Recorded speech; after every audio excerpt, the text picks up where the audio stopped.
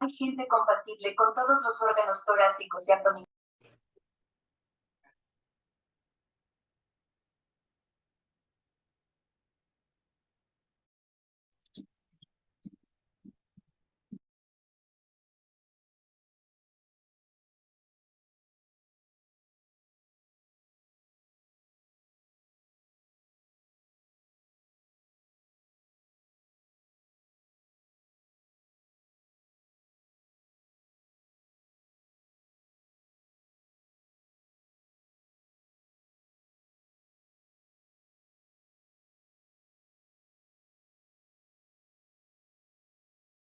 Listo.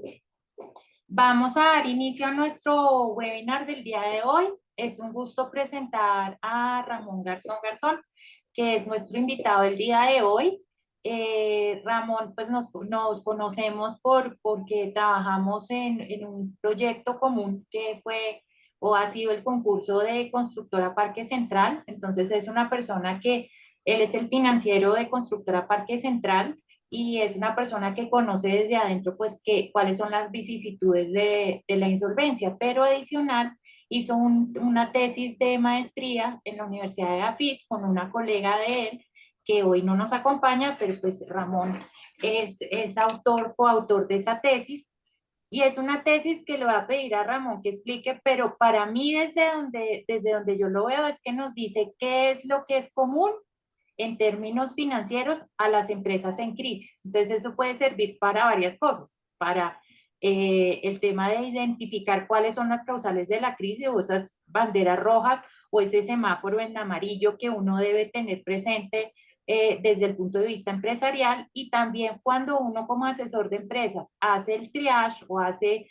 el diagnóstico de esa empresa de si necesita o no necesita un mecanismo concursal, pues esta información financiera que, como siempre hemos dicho, es como la historia clínica de la empresa y del empresario, pues nos puede dar una muy buena información. Y Ramón consultó las bases de datos de la Superintendencia de Sociedades, quiere decir que es información oficial o pública, y que de eso se extrajeron una serie de conclusiones que yo creo que son muy importantes, y por eso le pedí que si nos podía acompañar en la sesión de hoy y compartirnos ese trabajo que él hizo. Igual esta sesión quedará grabada y la colgaremos en YouTube, como hicimos con la de enajenadores de vivienda que la realizamos hace como 2 semanas. Entonces, Ramón, tuyo el auditorio, y no sé lo que quieras añadir a tu presentación. Es una persona muy juiciosa, muy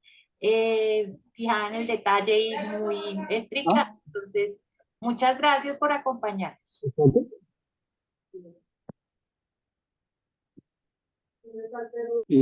Buenas noches.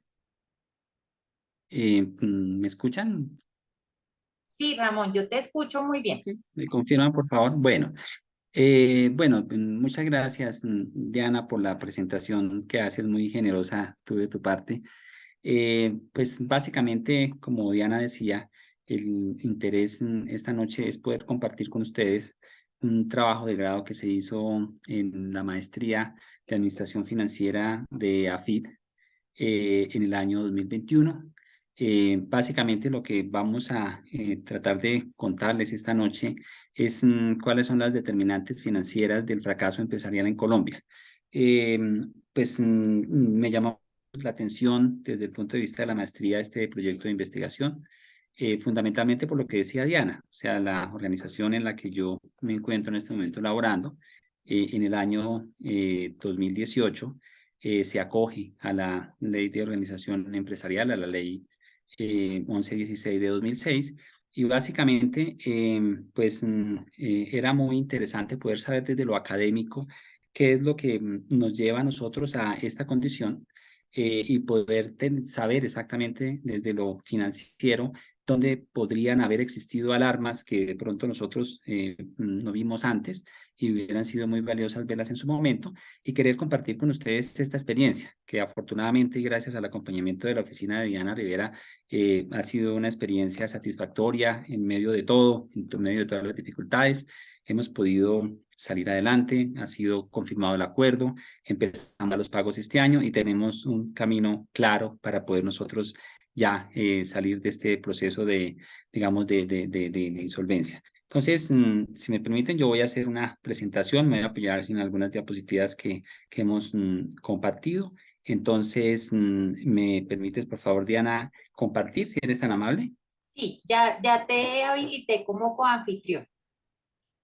Perfecto, Te iba a perfecto. decir que si quieres bajar un poco la cámara para que te podamos ver el rostro completo. Ahí. Ah, Perfecto. perfecto. Gracias. Listo. Listo. Entonces, perfecto, Diana. Entonces voy a compartir. Me cuentan, por favor, si están viendo la pantalla.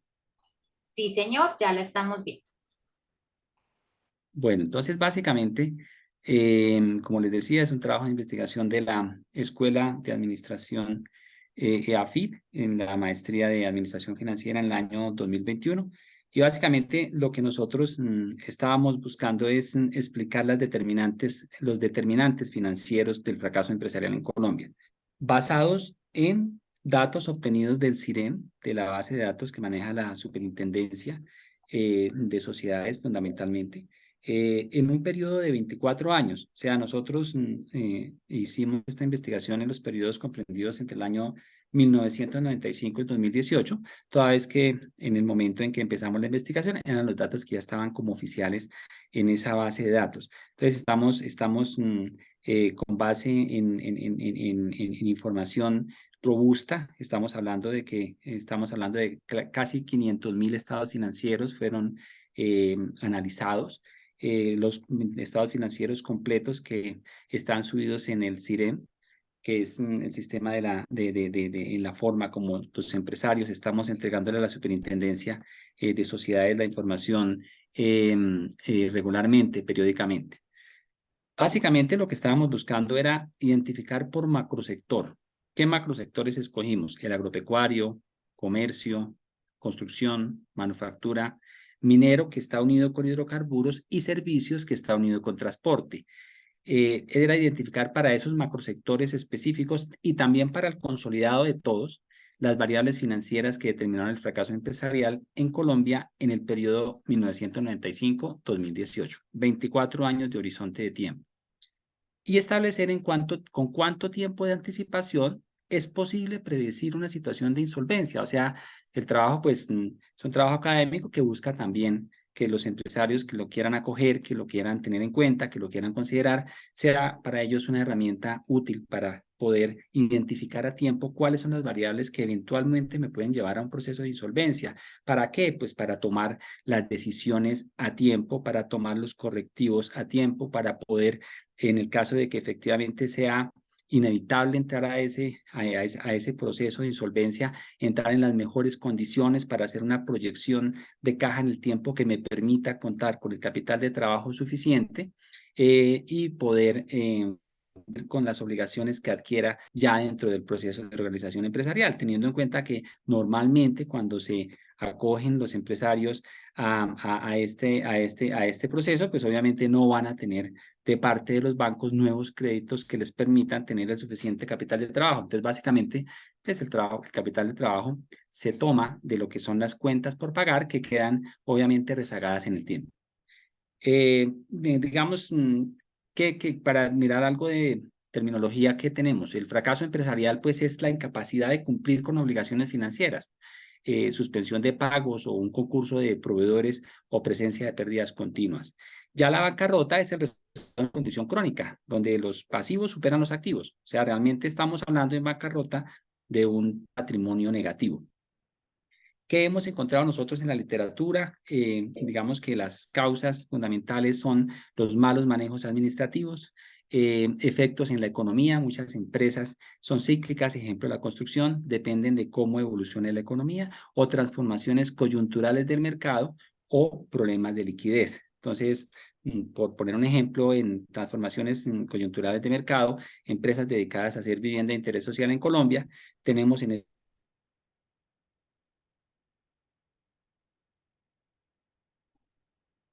este momento un cambio de política en la asignación porque el volumen de ventas ha disminuido considerablemente. Entonces tienen que entrar a mirar todo su estructura de costos, toda su estructura de costos, analizarla, su tamaño como tal, mirar qué tanta flexibilidad, etcétera. Digamos que Viven en 1966 se encuentra que las empresas que fracasan tienen menor flujo de efectivo y menor reserva de activos a corto plazo. Y Olson en 1980 e Ibarra Mares en el 2001 consideran que las mayores determinantes para el éxito de una empresa son el tamaño, las mediciones de la estructura financiera, sus resultados y la liquidez actual. Entonces, básicamente esto es lo que los autores nos dicen en ese momento y ahorita lo vamos a cotejar con lo que nosotros encontramos en nuestro proceso de investigación. Digamos que en Colombia lo que es insolvencia empresarial inicia en el año 1989. Muchos de ustedes ya conocen esto pues con bastante detalle. Lo hago como para nivelar para aquellas personas que no tienen suficiente conocimiento de esta parte. Con el decreto 350. Entonces básicamente en ese momento se hablaba de los concordatos preventivos y surge pues para como un mecanismo para recuperar y conservar una empresa, mantenerla como una unidad de explotación económica, fuente generadora de empleo y protección adecuada de crédito, que en su filosofía, tal como está, Diana, me corriges, se mantiene pues en lo que ha venido evolucionando lo que es la legislación. Ya en el año 1995, pues nace la ley 222, pues que lo que hace es reformar el régimen de sociedades que estaban vigentes en el país, deroga por completo el libro sexto del Código de Comercio en lo que tiene que ver con procesos concursales, digamos que modifica sustancialmente los conceptos societarios, inauguró un nuevo régimen de concursos y los procesos bajo esta ley tomaban más tiempo y adicionalmente requerían el 75% de los votos de la totalidad de los participantes. En este momento bajamos al 50%, afortunadamente para muchas organizaciones. Ya la ley 550 del 99 estableció un régimen que promueve y facilita la reactivación empresarial, busca el uso eficiente de recursos, mejora la competitividad, restablece la capacidad de pago de las empresas, facilita el acceso a crédito con el fin de ayudar a su reactivación, obviamente, fortalece los sistemas de control interno para una mayor optimización de lo que tiene que ver con los costos fundamentalmente. Igualmente optimiza estructuras financieras, administrativas y contables, asegura la calidad de la información de todos, facilita y garantiza el pago, digamos, de los pasivos pensionales y establece un marco legal adecuado que ayuda a reestructurar una empresa de una manera ágil, con equidad y seguridad jurídica. Porque finalmente uno lo que busca en estos casos es que sea rápida, tanto para poder estructurar su pasivo y poderlo digamos, plantear para pago en el mediano plazo, ojalá en el mediano, a veces largo plazo, más de 5 años, y que sea obviamente con un estado en el cual la compañía pueda, de ser posible, salir en el menor tiempo. La ley 1116 de 2006, la que está vigente en este momento, a la que se acoge mi organización en el año 2018, pues estableció el régimen actual de insolvencia. ¿Sí? Su objetivo es la protección del crédito y recuperación y conservación de una empresa viable, lo mismo, como una fuente, como una unidad de explotación económica, que empleo y que a través de estos procesos de reorganización y liquidación judicial pueda cumplir con estos objetivos. Ya el decreto legislativo 560 de 2020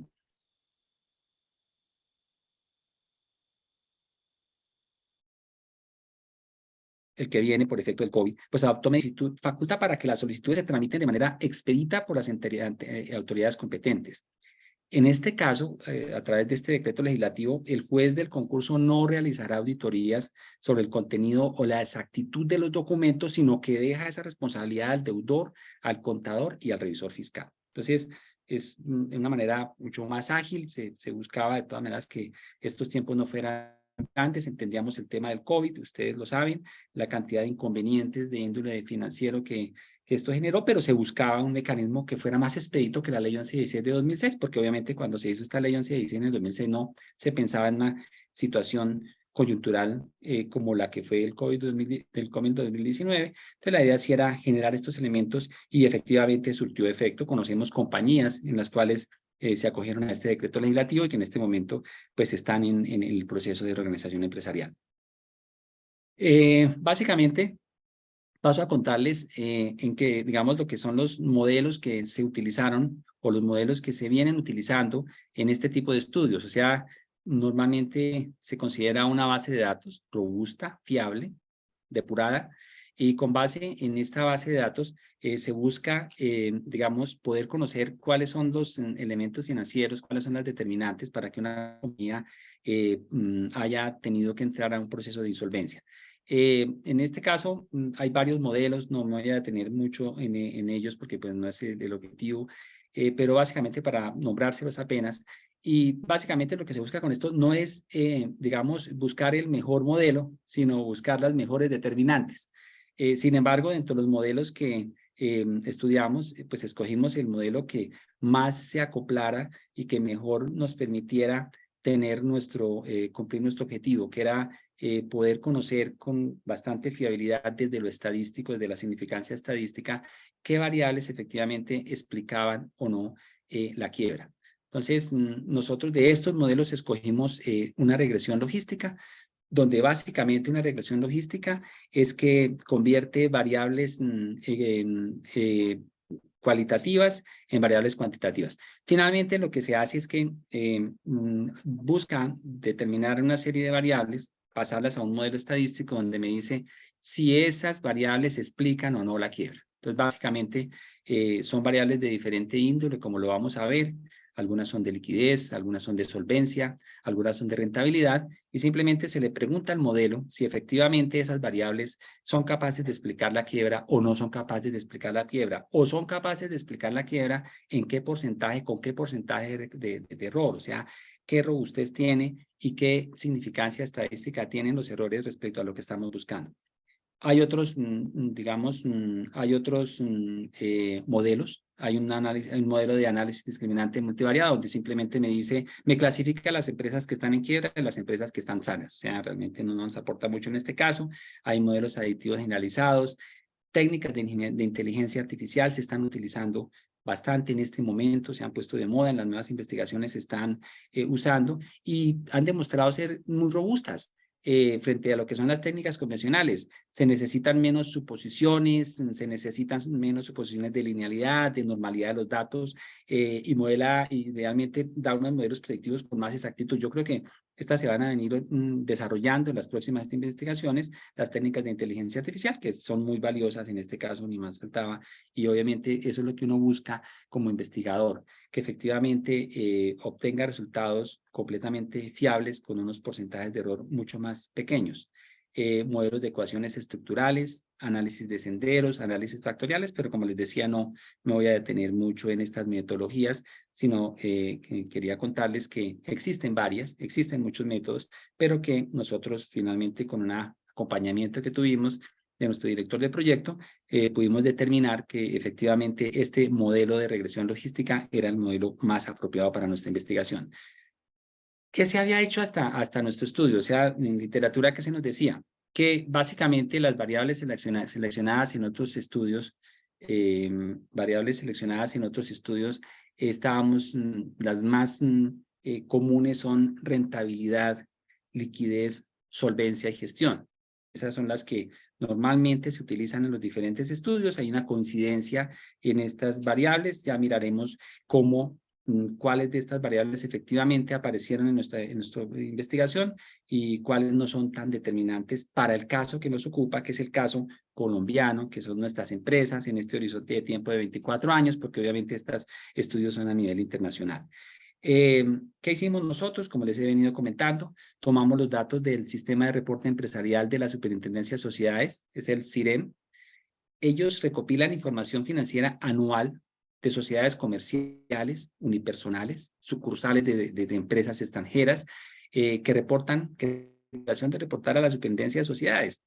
La idea es que nosotros, como les decía al comienzo, tomamos en total 418.115 estados financieros, 418.115 estados financieros de empresas que reportan a la Superintendencia de Sociedades en este horizonte de tiempo desde el año 1995 hasta el año 2018. Estamos hablando de 24 años de horizonte de tiempo.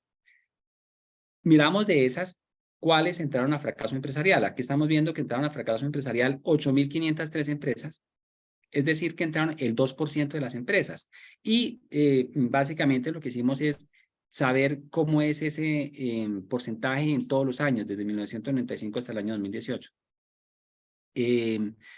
Quisiera contarles también que se presentan algunas dificultades en lo que tiene que ver con la normalización de la información, básicamente por la entrada de las normas internacionales de información financiera. Hubo unos cambios importantes en esta información, tuvimos que hacer un trabajo de campo un poquito dispendioso y completo para poder uniformizar la base de datos para que todos los indicadores financieros, para que todas las bases para calcular los indicadores financieros tuvieran la misma base y pudiera descontar el efecto de lo que es la entrada de las normas internacionales de información financiera. Entonces, hicimos esa debida corrección. Y la idea es que ya depuramos la base de datos y obtuvimos pues unas observaciones que nos permiten tener una coherencia entre en el periodo 1995-2018 sin ninguna interrupción. Hicimos una comparación de qué pasaba con estas empresas este porcentaje de empresas que entraron a fracaso empresarial. La comparamos con el Producto Interno Bruto. Básicamente, lo que obtuvimos es lo siguiente, que lo podemos ver en esta gráfica, donde se puede observar en la gráfica color azul el porcentaje de empresas que entran a default. Y en la gráfica color naranja, el Producto Interno Bruto, o sea, el Producto Interno Bruto medido como porcentaje, básicamente las dos escalas están en porcentaje, y lo que hemos podido concluir de esto es que básicamente las empresas, el porcentaje de empresas que entran a fracaso empresarial depende sí de lo que es el comportamiento del Producto Interno Bruto, pero con un rezago que puede ser de 2 años o de 3 años, o sea, no es tan inmediato. Para poner un ejemplo sencillo, en el año 1999 tuvimos un Producto Interno Bruto negativo, un crecimiento del PIB negativo del 5%. Y ese año tuvimos un desempeño bueno, digamos, porque muy pocas empresas entraron a fracasos empresariales. Digamos, en el fracaso solamente teníamos un 1%. Sin embargo, si ustedes observan, en el año 1999 tenemos este menos 5% en el crecimiento del Producto Interno Bruto, pero 2 años después, en el año 2001, encontramos el mayor porcentaje de empresas en fracaso empresarial, que entran al fracaso empresarial. Encontramos el 8%. Entonces, podríamos decir que es una consecuencia de la crisis económica que tiene el país en el año 1999. O sea, 2 años después encontramos un porcentaje que es el más alto. Y así podemos estar coligiendo que efectivamente los ciclos económicos interfieren con un rezago de 2 a 3 años en el porcentaje de empresas que tienen que incursionar en el fracaso empresarial. Aquí tenemos una distribución de empresas para darles una idea de la cantidad de empresas por tamaño, dependiendo del macrosector. Vemos cómo de las 418.000 empresas, 175.000 empresas son de servicio y transporte, 117.000 son de comercio, 45.000 de construcción, 45.000 de manufactura y 28.000 del sector agropecuario. También estamos mirando la cantidad de empresas que entran, que son las 8.513, y qué porcentaje del total de las que entran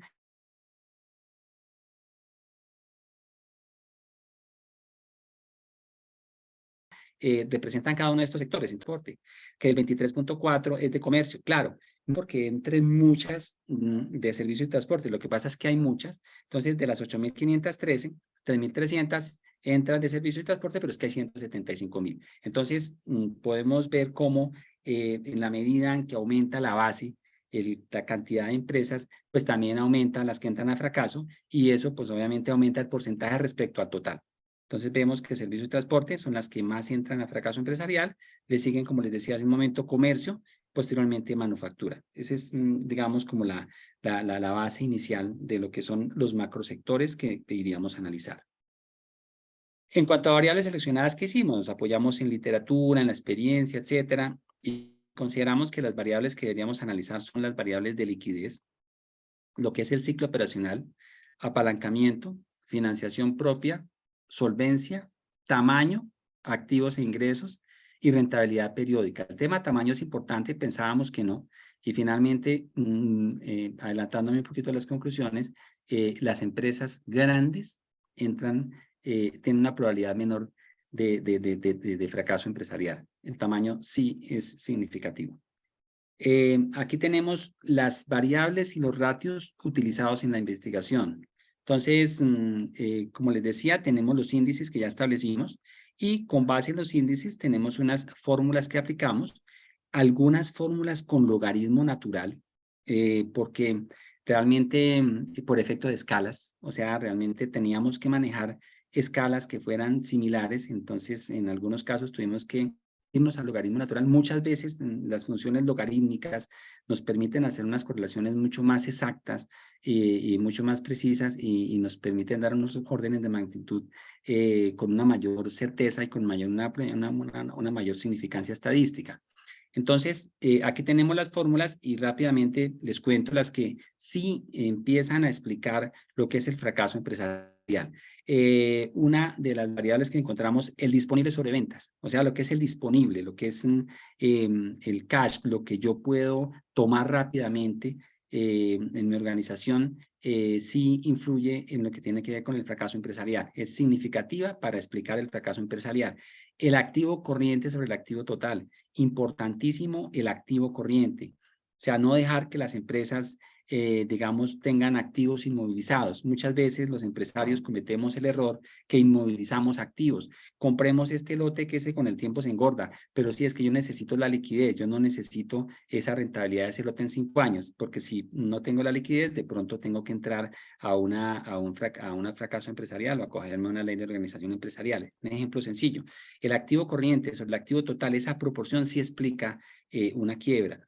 Lo que es el ciclo operacional, importantísimo. O sea, los días de cuentas por cobrar, más los días de inventario, menos los días de cuentas por pagar. Hay organizaciones que se preocupan demasiado por pagar rápido y olvidan su cartera. Grave error.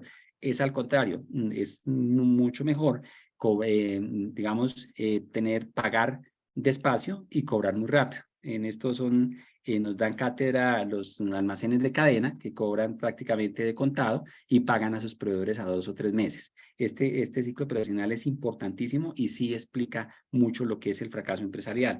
Lo mismo de solvencia, el pasivo total sobre el activo total. Lo que se llama el apalancamiento, el leverage. Básicamente lo que sucede con muchas organizaciones es que tienen un buen nivel de activos, un nivel de activos que les permiten desarrollar su objeto, desarrollar su core de manera eficiente, pero resulta que ese activo está casi todo financiado. Entonces, cuando dejamos a las empresas muy apalancadas, pues obviamente las exponemos más a un default. Básicamente hay que tener en cuenta que hay que apalancar el crecimiento de la empresa. La empresa no todas las veces va a tener el mismo tamaño, es normal que la empresa crezca en la medida en que crece la economía, en la medida en que crece el Producto Interno Bruto, en la medida que es exitosa, pero hay que tener cuidado con el apalancamiento de ese activo o de ese capital de trabajo que se requiere para crecer. Muchas veces las empresas quieren crecer únicamente con pasivo, con deuda, pero se le olvidan de la otra fuente de financiamiento importantísima que es el patrimonio. El patrimonio es más costoso que la deuda, obviamente, porque el riesgo que tiene el accionista es mayor que el riesgo que pone el banco, pero de todas maneras tengo la ventaja de que el patrimonio pues es un pasivo interno y obviamente tengo de parte de mis accionistas toda la consideración en algún de crisis. Del banco, pues no siempre lo tengo, no quiero hablar mal del sector bancario ni más faltaba, pero obviamente tengo más comprensión de mis accionistas porque son los dueños de la organización. Entonces hay que tener mucho cuidado con de solvencia, con el pasivo total sobre el activo total, porque cuando nos apalancamos demasiado, cuando apalancamos demasiado el crecimiento de la organización, tenemos posibilidades de ir a un default.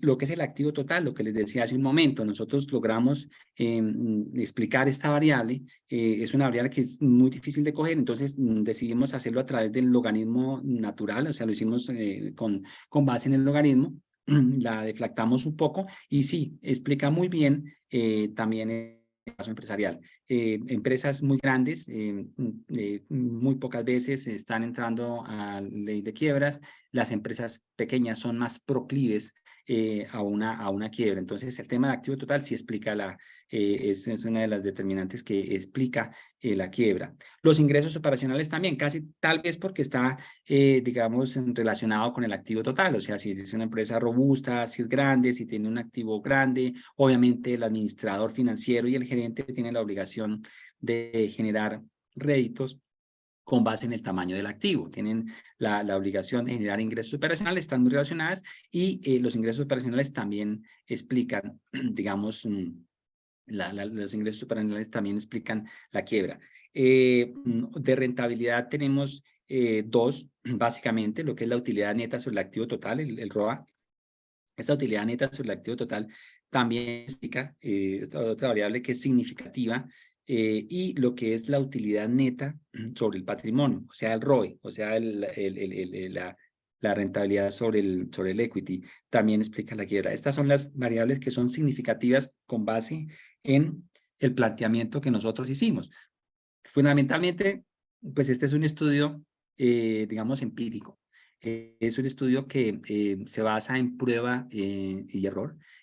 Básicamente se toman cada una de las variables, se combinan las variables, se combinan las diferentes variables y se le pregunta al modelo estadístico si explica o no la quiebra. Básicamente, esa es la metodología. Hay unos elementos como la significancia estadística, entonces buscamos que tenga una significancia estadística pequeña, o sea, que tenga un error pequeño, que tenga una robustez grande en cada uno de los casos. ¿Qué tenemos? Tenemos 414.891, digamos, observaciones. Aquí tenemos las observaciones dependiendo de cada una de las variables que nosotros escogimos. No siempre se tienen las 440.000. Muchas veces hay variables que no están en las bases de datos, no están al 100%. Vemos, por ejemplo, como el disponible sobre ventas es de 380.000. Por ejemplo, el ciclo operacional es de 305.000. No siempre es fácil encontrar de toda la información financiera que montan o que presentan estas empresas a la superintendencia el ciclo operacional. Sin embargo, tenemos unos datos suficientes que me permiten tener una base estadística suficiente para poder hacer digamos, la proyección como tal y poder concluir. En cuanto al modelo estadístico, como les explicaba, pues es un modelo de regresión logística simple. Fue desarrollado por David Cox en 1958. Hace muchos años fue desarrollado, pero no por ese hecho no es útil o no es eficiente o no es eficaz. Es un modelo que funciona muy bien para este tipo de investigaciones. Es un modelo que permite, pues, estimar la probabilidad de una variable cualitativa, como les decía, binaria o dicotómica. ¿Por qué binaria? Porque simplemente dice si entró a quiebra o no entró a quiebra, si explica el fracaso empresarial, no explica. Por eso es binaria, en función de una variable cuantitativa. Cuantitativa porque tiene que ver con números. Una variable cuantitativa, por decir algo, puede ser el tamaño de la empresa, los ingresos operacionales, como veíamos hace un momento, el tamaño de sus activos, etcétera. O sea, es una variable cuantitativa, son valores. Y el objetivo en este método era encontrar la probabilidad de que ocurra un acontecimiento, y igual a 1. ¿Cuál es el acontecimiento? Que la empresa entró a default, que la empresa entró a fracaso empresarial, que la empresa se acogió a una ley de quiebras, que la empresa entró a una reorganización empresarial, o que la empresa entró a una liquidación. Básicamente, eso es lo que busca este modelo estadístico, esta regresión logística simple. Ya como resultados, con base en lo que les he comentado, en base en lo que hemos hablado, ¿cuáles serían los principales resultados consolidados? Digamos que el primero es que con de las variables ciclo operacional, ROE y ROA, para los periodos analizados, todas las determinantes elegidos resultan altamente significativos para explicar el fracaso empresarial cuando las variables son rezagadas a un año. ¿Esto qué significa? Nosotros utilizamos series de tiempo. Estamos hablando de 24 años, pero tomábamos las empresas cuando entran a default no solamente en el año que entran, sino nos íbamos 1, 2 y 3 años atrás. Es decir, rezagábamos el tiempo. ¿Para qué? Para poder saber si las compañías con 1, con 2 o con 3 años de anterioridad podían saber si iban a ir a un default, si iban a ir a un empresarial. Entonces, rezagamos la variable tiempo a 1 año, a 2 años o a 3 años. Esto es lo que significa cuando las variables son rezagadas a 1 año. Entonces, en síntesis, pues todas las determinantes elegidas resultan altamente significativas, o sea, un error estadístico muy chiquito, una significancia estadística muy alta, muy bajita, perdón. Entonces, son muy robustos los modelos para explicar a 1 año que efectivamente sí entran a quiebra. ¿Con excepción de cuáles? Con la excepción del ciclo operacional, la rentabilidad del equity, la rentabilidad del patrimonio y la rentabilidad del activo. Con excepción de esas 3, las demás son altamente significativas. Segunda conclusión, cuando las variables se rezagan a 2 años, o sea, ya no estoy tomando 1 año de rezago, sino 2 años. Digamos que cojo variables a 1 y 2 años antes de, digamos, de que se produzca esta quiebra, solamente el disponible sobre ventas. Lo que es disponible son las ventas totales. El activo total y el ROA son estadísticamente significativas. Las demás no. Las demás ya pierden esa significancia estadística.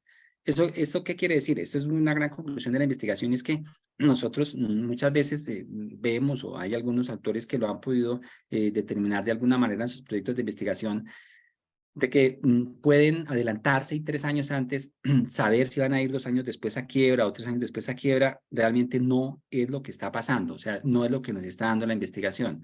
Ya cuando nos pasamos a 2 años, vemos que esa significancia estadística disminuye. ¿Eso qué quiere decir? Que salvo algunas excepciones, perdón, en la medida que aumenta el periodo al cual se rezagan las variables, se obtiene una menor significancia estadística. ¿Qué hicimos nosotros? Hicimos también a 3 años. Cuando llegábamos a 3 años, realmente la significancia estadística era menor, o sea, realmente no explicaba la quiebra. Básicamente nos fundamentamos en el último año, en el segundo año hacia atrás medianamente y en el tercer año hacia atrás casi que no se debe anticipar en ese sentido. ¿Qué dicen los autores en ese sentido? ¿Qué se puede colegir? Pues lo que pasa es que cuando una empresa empieza a tener indicadores que no son muy acorde con lo que les gusta ver a los clientes o con lo que les gusta ver al mercado, o lo que les gusta ver a los bancos, a las aseguradoras, la administración inmediatamente entra y corrige. O sea, se toman las medidas correspondientes, tanto la administración como la junta directiva, como la asamblea, como los socios, en el caso de que corresponda, digamos, a una sociedad, obviamente, lo que es prácticamente los accionistas o los socios, toman acciones respecto al comportamiento de la empresa. O sea, hay una conciencia muy grande, se crean alertas y es muy difícil que una compañía dure 3 años dudando si entra o no a la ley 1116. O sea, básicamente a los 2 años se tiene alguna duda, en el último año ya no se tiene duda y simplemente es buscar los elementos para que la compañía pase a un estado de reorganización empresarial en las mejores condiciones. Entonces, esa es la razón por la cual no encontramos que estas variables a 2 y 3 años se expliquen. Normalmente esas empresas están siendo sanas, faltando 3 años para entrar a default y están siendo medianamente sanas a 2, pero no son sanas faltando 1 año. Entonces, básicamente lo que está diciendo la investigación es que, digamos, el rezago a 1 año sí explica la quiebra. El rezago a 2 años no mucho y el rezago a 3 no la explica. Definitivamente, entonces no podemos confiarnos en 3 años atrás. Mirando lo que es resultados consolidados, cuando se analiza el periodo completo, los ratios de activo total e ingresos operacionales mantienen para los 3 periodos rezagados una significancia estadística del 1%. ¿Cuáles son? Activo total e ingresos operacionales. Empresas grandes, grupos grandes, compañías grandes de activos totales muy altos o de ingresos operacionales que normalmente, como les decía hace un momento, varían en función de los activos, son muy robustos, son muy grandes. O sea, no es común, y ustedes lo saben también por medios y por su experiencia, que no es común ver empresas muy grandes entrando a quiebra, digamos, con alguna frecuencia. Es difícil, o sea, normalmente entran empresas pequeñas, algunos son emprendimientos, empresas que nos llevan mucho tiempo, empresas de un tiempo menor de constituidas. Básicamente, estos emprendimientos se quedan, empresas pequeñas, empresas medianas, que son muy pequeñas para cualquier movimiento en la economía, en el mercado, en el costo, en el dólar, etcétera. Sin embargo, cuando son empresas grandes, sí, obviamente es mucho más difícil, no se ve con tanta frecuencia que tengan que acudir a esta ley de reorganización empresarial. Y la variable disponible sobre ventas es estadísticamente significativa al 1%, si es rezagada a 1 y 2 periodos, al 5% cuando lo es a 3. O sea, otras variables importantes, en este caso, que me da robustez en 1 y en 2 y en 3 años, tiene que ver con el disponible sobre las ventas. O sea, el disponible es supremamente importante, es supremamente relevante. Pues en el medio todos hemos oído que las empresas no se quiebran por P&G, sino por caja. Pues yo contradigo un poquito.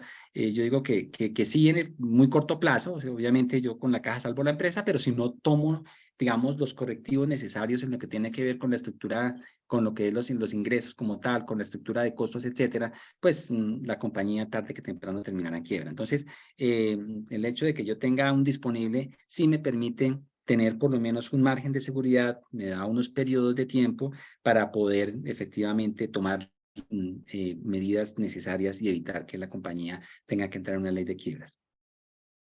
El número 6, controlando por macrosector, la significancia de las variables que determinan el fracaso empresarial se mantiene respecto a la obtenida sin control. O sea, básicamente el modelo me permite hacer un control por cada macrosector y también me permite quitar ese control dentro del modelo. Y lo que me está diciendo es que independientemente de que yo controle para cada macrosector o tenga en cuenta los resultados de los demás macrosectores, digamos que se mantienen los resultados en ambos casos. Controlando por macrosector y para variables rezagadas a 1, 2 y 3 años, se obtienen significativas, digamos, resultados significativamente con buena significancia estadística, similares a las obtenidas para los mismos periodos, pero sin control. O sea, realmente controlar o no las variables para macrosector y tiempo, en este caso, no resulta determinante. Y comparando los resultados obtenidos sin control y controlado por año, se puede concluir que las variables activo corriente sobre activo total, ciclo operacional y disponible sobre ventas disminuyen del 1 al 5% su nivel de significancia estadística, lo que es pasivo total sobre activo total. Rentabilidad del equity e ingresos operacionales dejan de tenerla y el ratio de activo total la mantiene al 1% para los periodos rezagados a 1, 2 y 3 años. Y controlando por año, o controlando por tiempo, o sea, yo puedo controlar o por sector, por macrosector, entre los sectores que les he enunciado, o puedo controlar por tiempo. Yo estoy rezagando a 1, a 2 o a 3 años. Es decir, yo voy teniendo en cuenta solamente los resultados de ese año, no tengo en cuenta los resultados de los dos años anteriores cuando me ubico en uno de los tres. Y para variables rezagadas a 1, 2 y 3 años se obtienen significancias estadísticas menores a las obtenidas sin control. Ya por macrosector, ¿qué pasa? Los macrosectores con mayor probabilidad de quiebra en este estudio de quiebra son manufactura, son con mayor probabilidad de quiebra, los que más posibilidades tienen de ir a una ley de insolvencia. Manufactura, construcción y agropecuario. Y hay una alta significancia obtenida para el sector manufactura, o sea, el sector manufactura, digamos que tiene una muy buena continuidad en sus estados financieros, o sea, no es tan volátil, no es tan variable como decir un sector construcción o como decir un sector minero energético o agropecuario, sino que mantienen y básicamente es fácil prever, es fácil anticiparse porque, digamos, se tienen ciertos elementos que me están afectando o bien sus ingresos como tal o bien su estructura de costos. Prácticamente en el tiempo se van manteniendo y los cambios que van teniendo son suavizados, digámoslo así, comparados con cambios abruptos que puede tener la construcción. Otro de los resultados por macrosectores es que los sectores en los cuales las variables objeto de la investigación, las que ya vimos, tienen una menor significancia estadística son que es el sector minero, hidrocarburos y el agropecuario. Son sectores más volátiles. No es fácil cogerlos. Son sectores en los que es más difícil tener una robustez en la continuidad de sus estados financieros. Lo que es ROA y ciclo operacional son las que menor significancia estadística presentan en general para todos los sectores. O sea, lo que es ROE y ciclo operacional. Aunque en el análisis consolidado sí tiene una significancia estadística al 5%, sí nos dan una robustez muy grande. Ya el análisis por macrosector sin control por año y para variables rezagadas a 2 años, los sectores en los cuales las variables presentan una mayor significancia estadística son comercio, construcción y servicios. Cuando hacen el análisis por macrosector y no se hace control en tiempo, tenemos la mayor significancia estadística en comercio, en construcción y en servicio. Bueno, lo que tiene... Ay, se me quedó Perdón un segundito que no me pasa. Resultados consolidados y resultados por macrosector. Servicio. Por macrosector, servicio. Controlar por año. Tiene una disminución leve frente a no controlar en la significancia estadística de variables financieras cuando son rezagadas a 1 y a 2 años. En este caso, la pérdida de significancia está marcada en el sector macro, en el sector minero, básicamente en el macrosector minero. Y se evidencia una pérdida de significancia estadística cuando son rezagadas las variables, ya les decía hace un momento, frente, digamos, a los años 1, 2 y 3, frente a los resultados obtenidos para el primer año. Aquí lo estamos haciendo por macrosector, o sea, básicamente eso que les decía hace un momento, que explicaban en general de que las variables estadísticas, que las determinantes financieras no explican tanto la quiebra cuando están rezagadas a 2 o 3 años, también lo pudimos evidenciar cuando hicimos el análisis para cada uno de los macrosectores. O sea, de la misma manera, para los macrosectores no se encontró un sector donde eso cambiara. Prácticamente en todos los sectores que analizamos se conservó. Conclusiones, pues este es el primer estudio empírico, porque pues, es un estudio de prueba y error. Obviamente tiene una base, digamos, estadística de otros estudios que se han hecho, no tenemos una base científica, es un estudio empírico donde tomábamos variables, íbamos a un modelo, mirábamos si había una robustez desde lo estadístico, si explicaba, si no explicaba, básicamente, pero no por eso no deja de ser pues importante y no deja de ser una herramienta útil para poder conocer nosotros, para poderlo aplicar en nuestras organizaciones, en nuestras empresas, etcétera. Es el primer estudio con evidencia estadística para todos los macrosectores, controlando por efectos de daño en macrosector y para variables que son rezagadas a 1, 2 y 3 años. Como se pueden dar cuenta, no tenía sentido, digamos, rezagar estas variables más. O sea, pensar de pronto en rezagarlas a 4 años, pues no tenía ningún sentido, no nos iba a aportar absolutamente nada cuando veíamos nosotros que en 2 años era muy poco lo que nos explicaba y que ya para 3 años básicamente no teníamos ninguna explicación, no teníamos ninguna robustez estadística. Entonces, no tendría ningún sentido irnos hacia atrás. Sin embargo, fue un intento para poderlo demostrar. Otra gran conclusión, dificultad en obtención de datos de buena calidad del SIREN, o sea, excelente en el sentido en que nos sirvió, lo tomamos, pudimos hacer una buena depuración, hicimos una minería de datos compleja, pero de todas maneras sí sería muy bueno que se tuviera una mejor calidad en los datos de las empresas que estamos reportando a la Superintendencia de Sociedades, a todas las superintendencias en general, que hubiera de pronto un poquito más de estandarización, que se exigiera un poquito más a las empresas en el sentido de que diligenciaran absolutamente todos los campos, porque algunas empresas en algunos casos no diligencian algunas variables que son muy importantes para estudios de investigación como estos. Y pues obviamente es un llamado, si alguien del auditorio tiene que ver con estas entidades, pues sería una muy buena recomendación que les podríamos estar haciendo esta noche. Son los resultados financieros del último año, los que mejor explican la quiebra si se comparan con los resultados financieros de 2 o 3 años atrás. Definitivamente los estados financieros del último año. Esto realmente compromete también a la administración a que esté haciendo un seguimiento permanente, a que no nos confiemos, o sea, para que estemos revisando nuestras variables que efectivamente explican la quiebra como tal, son capaces de explicarme una quiebra con experiencia de muchas empresas de muchos años para mantenernos al día, no confiarnos, este año nos fue muy bien, sí, pero es que el siguiente año no nos puede ir tan bien y podemos entrar a quiebrar el otro, entonces no pensar que como estamos ahorita necesitamos 2 o 3 años para entrar, no, simplemente con unos malos resultados del último año es posible que nosotros tengamos que entrar a una ley de quiebras. Los macrosectores con mayor probabilidad de quiebra son manufactura, construcción y agropecuaria. O sea, realmente lo que les decía hace un momento, hay una significancia estadística altísima para lo que es manufactura. En manufactura podríamos decir que es un sector que se deja estudiar, que se deja evaluar y que puede tomarse medidas rápidamente. Es un sector que es más constante y más estable en sus predictores. Y ya lo que tiene que ver con las variables que determinan el fracaso, aquí en estas conclusiones, en la parte final, en esta tabla, podemos resumirlas. Hay de liquidez, de solvencia, de control, de ciclo operacional y de rentabilidad. Entonces, ¿cuáles son las variables que me determinan la quiebra? El disponible sobre ventas, la cantidad disponible que tenga, o más bien, la relación del disponible que tengo respecto a las ventas. Si tengo 20 sobre 100, si tengo 10 sobre 100 o 90 sobre 100 de disponible. Si vendo 100, pero ¿cuánto tengo disponible? Vendo 100.000 millones y tengo disponible 1 millón. Terrible. Vendo 100.000 millones y tengo disponible 20.000 millones. Perfecto. La liquidez. El activo corriente sobre el activo total.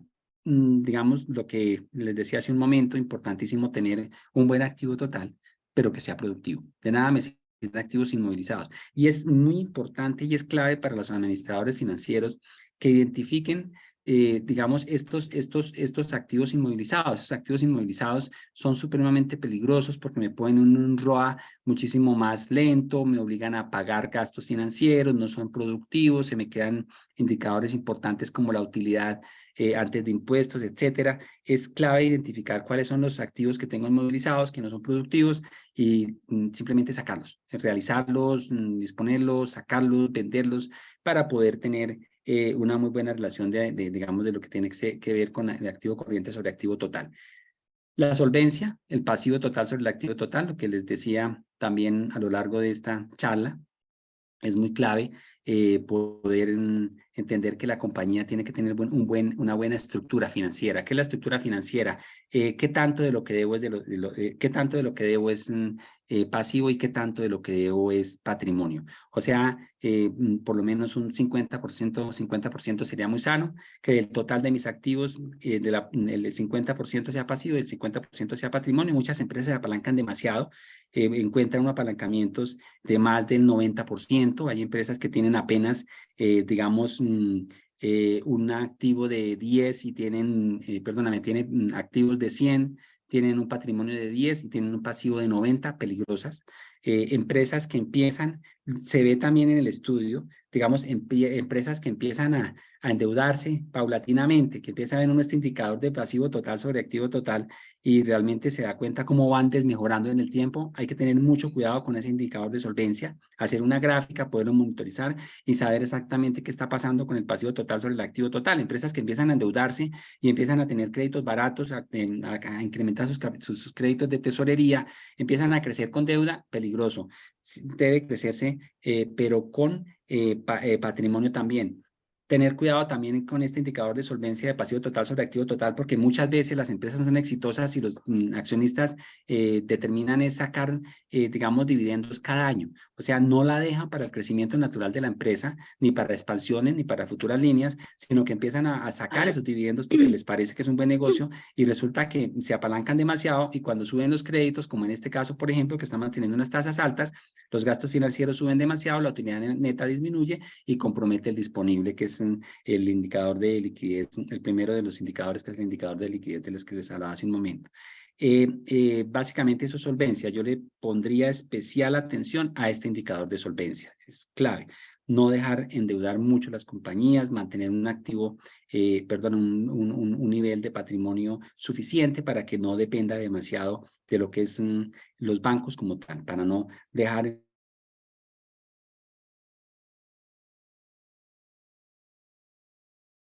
en manos de los bancos el food capital. El dato total, importantísima, obviamente, tamaño de la empresa, ingresos operacionales, activo total. Como les decía hace un momento, las empresas así de un tamaño importante, de un tamaño grande, son menos dadas a estos procesos de organización empresarial. En la medida en que uno pueda tener unos activos totales más altos, obviamente no siempre es posible, hay empresas que no los necesitan, hay empresas que son de servicios, esa es una excepción, hay que tomarlo con cuidado, mi comentario con cuidado en ese sentido, pero en general cuando las compañías tienen unos ingresos operacionales altos, que es el caso de las empresas de servicios, que no tienen un activo total porque no lo requieren, pero sí tienen unos ingresos operacionales altos. Entonces, si yo tengo unos ingresos operacionales altos, protejo más mis empresas finales de quiebra. Si tengo unos activos totales altos, también, siempre y cuando los utilice bien, que sean para producir exactamente y no activos inmovilizados. El ciclo operacional. lo que veíamos hace un momento, lo que tiene que ver con los días de cuentas por cobrar, días de inventario y los días de cuentas por pagar. Tratar de modular muy bien el tiempo que me demoro pagando y cobrar muy rápido. O sea, ser muy eficiente en el cobro y tratar de obtener plazos en el pago que me permitan respirar respecto al ciclo operacional y que no me obliguen a sacar dinero o de los accionistas o de los bancos para poder tener un mejor capital de trabajo, porque es vital. Yo dependo de mi capital de trabajo. Este ciclo operacional me permite saber si tengo un administrador financiero eficiente, baja obviamente las necesidades de capital de trabajo, pero si no lo tengo, sube la necesidad de capital de trabajo, pero ese capital de trabajo tiene que estar financiado internamente y no tenemos que estar financiándolo a través de bancos, porque obviamente eso nos hace más proclives y nos hace más vulnerables a un estado de default. En cuanto a rentabilidad, ¿qué tenemos? La utilidad neta sobre activo total y la utilidad neta sobre patrimonio. Son niveles de rentabilidad. Obviamente, en la medida en que yo gane todos los años, en la medida en que tenga una utilidad positiva, en la medida en que, pues obviamente tengo una menor probabilidad de ir a quiebra, porque el hecho de que tenga una utilidad todos los años, eso me garantiza que voy a tener obviamente un activo creciendo, independientemente de donde utilice yo estas utilidades.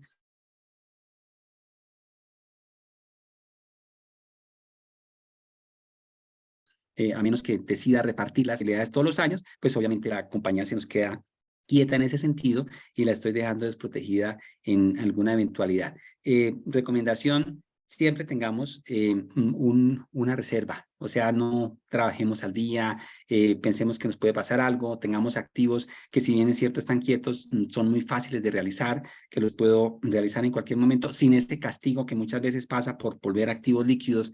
Muchas veces tenemos activos que los queremos volver líquidos muy rápido y el costo de volverlos rápido es muy alto. Entonces, siempre tener un colchón, siempre tener una reserva, siempre tener un activo, como les digo, que sea de fácil realización sin sacrificar demasiado lo que tiene que ser de su costo como tal. Mantener esa reserva, o sea, a veces los administradores financieros queremos invertir en el core, en el objeto social de la empresa porque tengo una mejor rentabilidad, etcétera. A veces es mejor sacrificar un poquito de rentabilidad, pero ganar mucho en seguridad financiera. Eso en cuanto a lo que tiene que ver con rentabilidad, lo que tiene que ver con el ROA, la rentabilidad sobre el activo, o lo que tiene que ver sobre el ROE, que es la rentabilidad sobre el equity, o la rentabilidad sobre el patrimonio.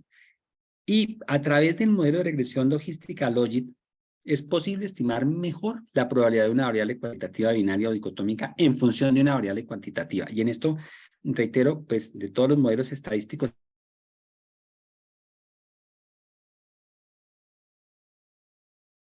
pues este es el que más se acomoda. Hay otros modelos, seguramente en otro tipo de investigación serán los más apropiados en ese momento, inteligencia artificial, análisis multivariado, etcétera, pero en este caso fue el que mejor se acomodó, el que mejor sirvió como tal para efectos de llegar a una buena conclusión desde lo estadístico. La mayor robustez de los estados consolidados se logra con valores rezagados de las variables a un año. Básicamente, digamos, ese es algo que pues nos tiene que dar de esta noche. Las variables más relevantes para medir probabilidad de quiebra son las que están relacionadas con liquidez, disponible sobre ventas y activo corriente sobre activo total. La solvencia, pasivo total sobre activo social y el control por tamaño, activo total, ingreso operacional, rentabilidad sobre el activo. Ya que estas variables desde el punto de vista estadístico tienen una significancia estadística menor al 1%, tienen una robustez del 99%, un margen de error supremamente chiquito. Importantísimo que les quede esta noche esta partecita, o sea, esta conclusión es absoluta. El macrosector en el cual las variables objeto presentan una mayor significancia estadística es comercio, y los sectores en los cuales las variables presentan una menor significancia estadística, minero de hidrocarburos agropecuario. Son sectores que entran, que salen, son sectores que son variables en sus ingresos operacionales como tal, pues todos lo sabemos, no es un secreto, en el caso del sector agropecuario depende mucho del tiempo, del clima, el dólar, si es muy costoso importar los insumos, etcétera, son más vulnerables estos sectores.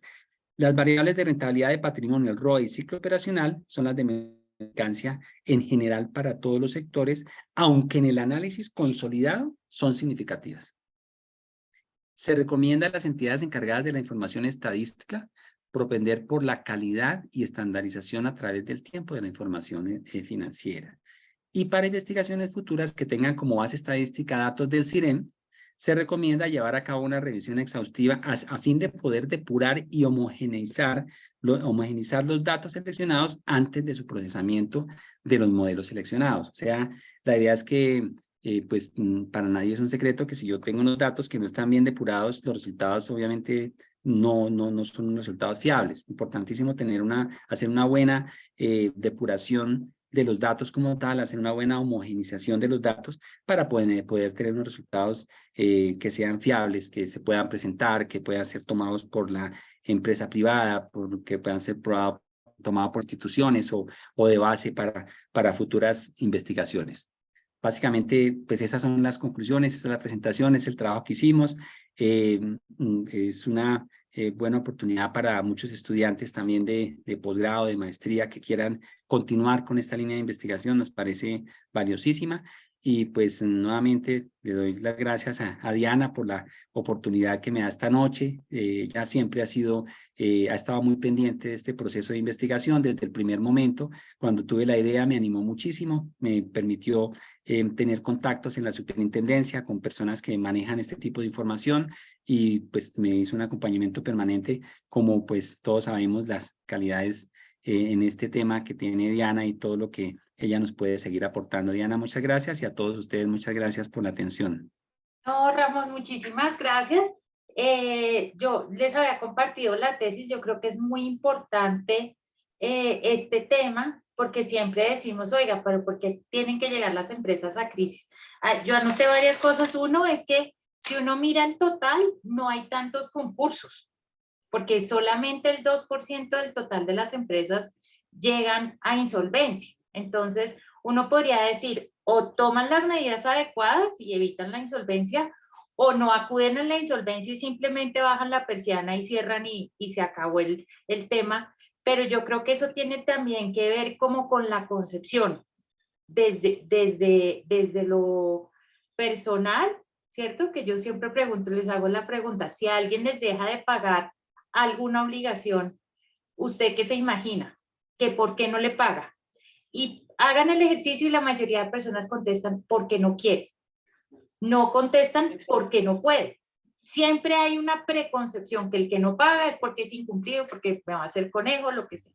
Y lo otro es el tema reputacional, que a las personas los asusta un montón y prefieren evitar acudir al concurso, y quizás por evitar acudir al concurso, cuando acuden ya es muy tarde y no tienen posibilidad de recuperación. Pero sí, en estos días estábamos en una actividad con otro abogado que trabaja temas de insolvencia y estaban en una discusión y decían, no, es que esta facilidad de los concursos es incentivar la cultura del no pago.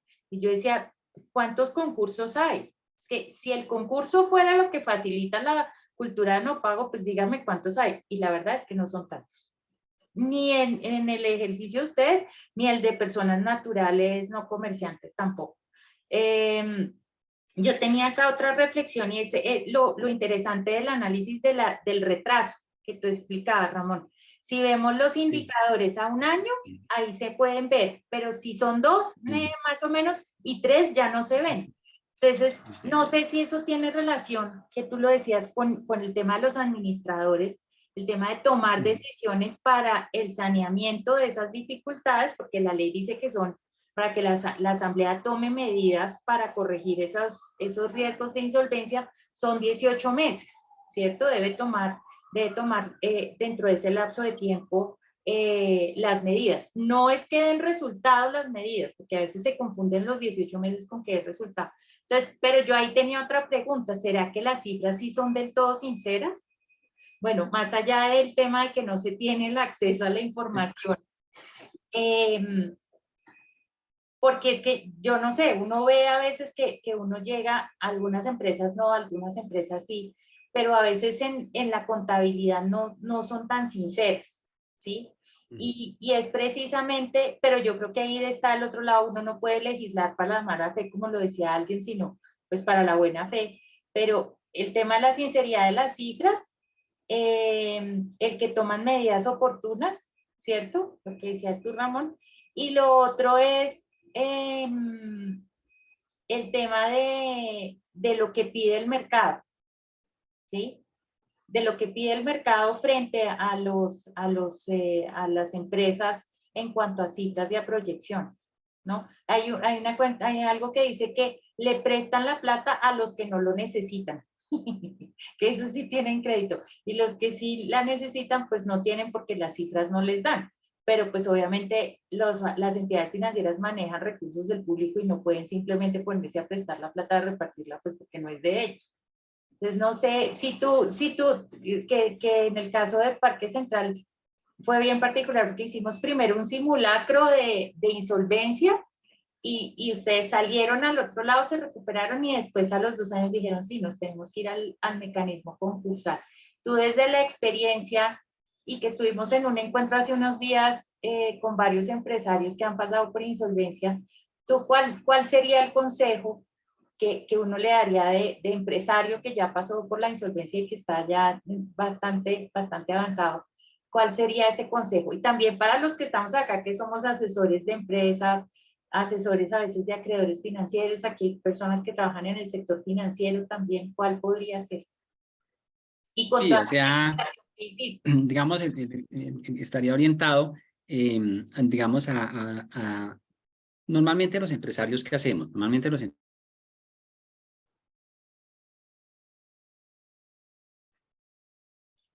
empresarios nos resistimos a calidad, nos cuesta mucho aceptarlo, nos cuesta mucho creerlo, por una parte. Y por otro, somos optimistas, o sea, nosotros conocemos nuestro negocio, lo traemos de hace tiempo, tenemos nuestro cliente, contamos con los bancos, con el apoyo de los bancos. Hay un optimismo que siempre tenemos los empresarios y es que vamos a salir, que va a llegar el contrato, que va a llegar el ingreso, que voy a conseguir el cliente, que voy a mejorar los costos, etcétera.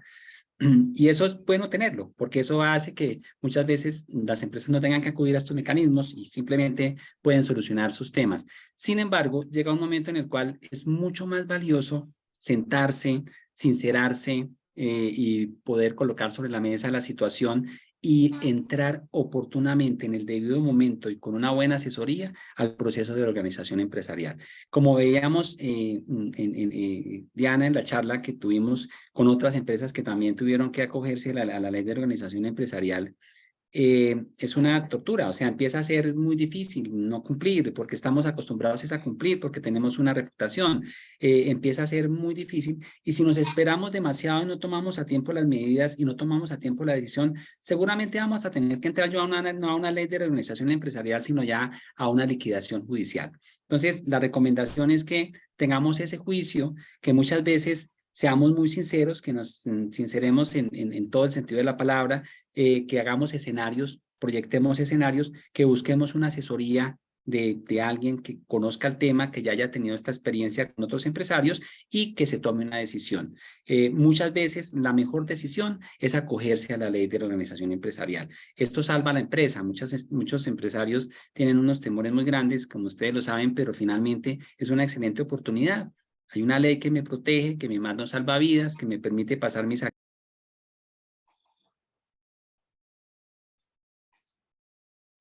Ay, metí la pata.